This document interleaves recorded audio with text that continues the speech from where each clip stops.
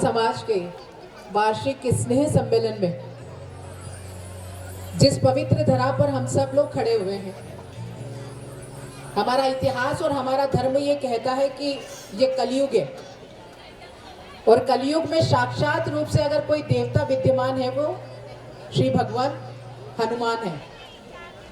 और हनुमान जी के इस पवित्र धरा पर आपका वार्षिक स्नेह सम्मेलन हो रहा है, तो उस भाव और श्रद्धा से परिपूर्ण इस सम्मेलन में मंच पर उपस्थित माननीय करण सिंह जी पवार जी, मैं उनको प्रणाम करती हूँ। माननीय सुनील जी, माननीय अर्पण जी, डॉक्टर त्रिमोद जी, सुरेश जी, कृष्णा कुमार जी और मंचासीन सभी अतिथिगण, मेरे साथ आए शांतिलाल जी, मैं जिनका नाम नहीं ले सकी हूँ, मैं क्षमा करिएगा। सम्मानित मंच और सम्मानित सदन, महू की बेटी होने के नाते आप सभी का मैं महू की इस धरा पर हार्दिक अभिनंदन करती हूँ। और हमारा धर्म भी कहता है कि बहुत सी योनियों के बाद हमें मनुष्य की योनि मिलती है, ये हमारे लिए बहुत सौभाग्य की बात है। मगर मेरा ये मानना है कि मनुष्य की योनि, भारत की इस पवित्र धरा पर हमारा जन्म लेना मनुष्य के रूप में, ये उससे भी ज्यादा सौभाग्य की बात है, क्योंकि अनेकता में एकता हमारे देश की पहचान है। हमारी धर्म और हमारी संस्कृति ही हमारे देश की पहचान है, जो दुनिया में हमारे देश को एक अलग पहचान देती है। तो इस पवित्र धरा पे मनुष्य की योनि पर के रूप में जन्म लेना, ये ज्यादा सौभाग्य की बात है। और उसके बाद समाज सेवा को चुनना, क्योंकि इस सदन में मंच पर भी और मेरे समक्ष भी ऐसे समाज सेवी बैठे हैं जिन्होंने समाज के कल्याण के लिए अपना समय भी दिया है, धन भी दिया है, मतलब मन और कर्म वचन सब दिया है। तो समाज सेवियों को भी मैं बहुत बहुत अभिनंदन करती हूँ, उनका भी बहुत स्वागत करती हूँ। क्योंकि अगर किसी समृद्ध राष्ट्र की हम लोग कल्पना अगर करते हैं तो उसमें विभिन्न विभिन्न समाज जो है वो अपने अपने समाज में व्याप्त कुरीतियों को दूर करके सर्वश्रेष्ठ समाज की जब स्थापना करते हैं तो वे इस राष्ट्र को मजबूत करने का काम करते हैं।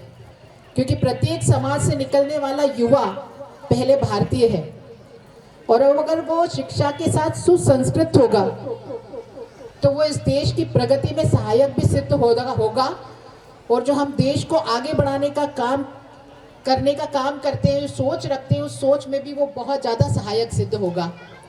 तो प्रत्येक समाज का ये कर्तव्य है कि उसकी पीढ़ी को वो शिक्षा तो दे ही रहा है, घर बार संसार तो दे ही रहा है, लेकिन संस्कृति भी दे। मेरे पिताजी कहा करते थे कि पूत सपूत तो क्यों धन संचय, और पूत कपूत तो क्यों धन संचय। यानी हमारा पूरा जीवन अपने बच्चों के लिए अच्छा भोजन, अच्छा खाना पीना, जमीन जायदाद, घर, उसमें लगा रहता है।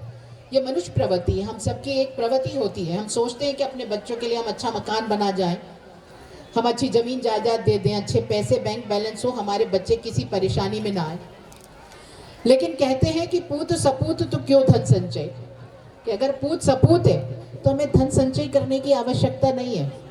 वो अपने, हमने जो उनको संस्कार देने का काम किया है, वो अपनी मेहनत से उतनी राशि संचय कर लेगा कि वो अपने अच्छे से जीवन यापन कर ले। और पूत कपूत तो क्यों धन संचय, यानी अगर पूत कपूत होगा तो आप कितनी भी राशि धन संचय करके चले जाओ, अपने बुरे कर्म से वो सारी संपत्ति को नष्ट कर देगा। तो किसी भी भाव से आपको धनराशि संचय करने की जरूरत नहीं है।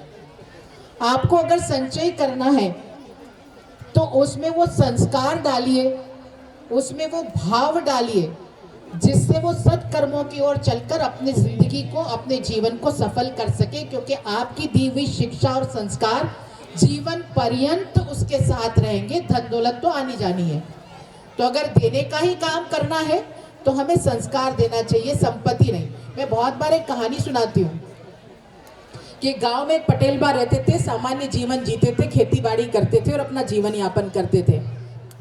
अब ये प्रगति का दौर है, विकसित दौर है, वहां पर निकल गई रोड, 6 लेन निकल गई, 8 लेन निकल गई, उनकी जमीनें आ गई बिल्कुल रोड टच। तो जहां वो दिन रात मेहनत करते थे, उनकी जमीन के भाव करोड़ों अरबों हो गए। अब शहर से कुछ व्यापारियों ने उनकी जमीन का सौदा कर लिया सुबह से शाम खेतों पर मेहनत करने वाला वो पटेल बा कभी इतनी राशि नहीं देखी। जब इतनी राशि देखी तो उसने सोचा कि मैं क्यों धूप में सड़ूं, मैं क्यों इतनी मेहनत करूं, मेरे आने वाली 7 पीढ़ी काम करेगी। उसने जमीन बेच दी। अब जमीन बेच दी यानी अपना जो काम था, अपना जो कर्म था, वो ही उसने छोड़ दिया। अब जब लाखों करोड़ों रुपए उसके पास आए तो उसने पूरे भारत का भ्रमण किया। पहले तो अच्छा बड़ा मकान बना लिया, अच्छी गाड़ी ले ली और जो भी परिवार को जो भी देना था बहन बेटियों को वो भी दे दिया और उसके बाद भारत भ्रमण पे निकल पड़े। अब भारत से जब मन भर गया कि सब कुछ देख लिया तो वो विदेश की चकाचौंध के प्रति उनका थोड़ा सा स्नेह जगा और वो विदेश की धरती पर पहुंच गए। और वहां के जब जीवन देखा तो उनका मन वहीं बस गया और पटेल बा वहीं विदेश में बस गए। लेकिन कहते हैं कि धन संपदा जीवन से बड़ा नहीं होता है। जब शरीर ने आखिरी वक्त में साथ छोड़ा तो विदेश की संस्कृति तो हमें पता है, सब अपने अपने में जीने वाले लोग हैं। ये तो भारत की संस्कृति है जो अपने के लिए भी जीती है, पड़ोसी के लिए भी जीती है, समाज के लिए भी जीती है और देश के लिए भी जीती है। तो पटेल बा को वापस से अपना गांव याद आया, भारत की वो धरा याद आई, अपनों की याद आई, तो वो वापस लौट के उस गांव में पहुंचे। अब पटेल बा तो पहुंच गए थे शहर, उनकी शहर की वाणी, उसकी जुबान, उनकी संस्कृति, उसका रहन सहन सब उन पे चढ़ गया था। लेकिन उनका परिवार आज भी गांव में सामान्य जीवन जी रहा था। अब आखिरी समय पर वो वाटर करके पानी मांगने लगे। अब उनकी पत्नी जो शिक्षित नहीं थी वो तो गांव में ही बैठी थी, वो समझ ना पाई और पटेल बा निकल लिए। अब वो शांत हो गए, डॉक्टर आए, उन्होंने कहा कि पटेल बा तो चले गए, स्वर्ग सिधार गए। तो उनकी पत्नी, उनको बड़ी जिज्ञासा थी कि मेरे पति के आखिरी क्षणों में उनके मुंह से जो निकल रहा था, डॉक्टर साहब आप मुझे समझा दो तो उनकी अंतिम इच्छा में पूरी करूं, क्योंकि वो तो अपना पत्नी धर्म निभा रही थी। तो उसने कहा कि मेरे पति आखिरी में वाटर कुछ कह के चिल्ला रहे थे। तो डॉक्टर ने कहा कि वो तो पानी मांग रहे थे।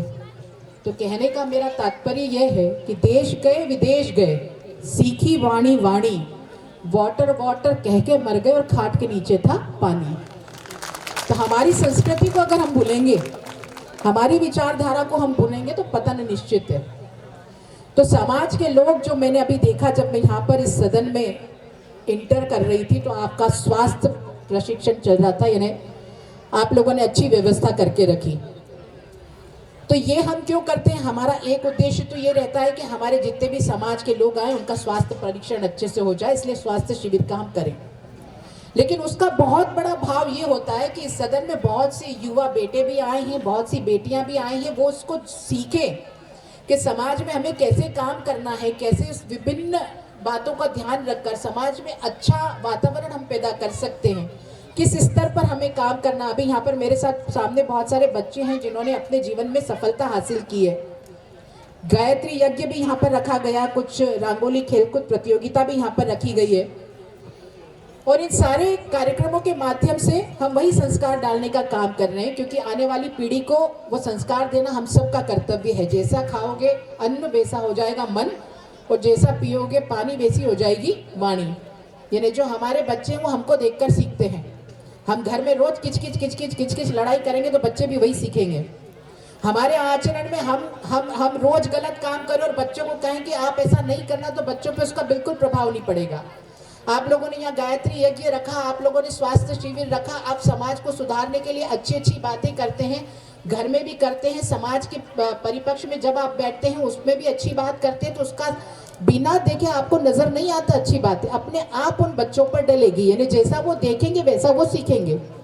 तो प्रत्येक समाज का ये कर्तव्य है कि हम खुद भी अच्छा आचरण करें और वैसा ही आने वाली पीढ़ी के लिए वो असद आचरण हम छोड़कर जाएं, क्योंकि भारत को परम वैभव पर पहुंचाना है तो इसकी युवा पीढ़ी को संस्कारित होकर सही दिशा देने का काम हम सबको करना पड़ेगा। और प्रत्येक समाज अगर ये सोच ले और प्रत्येक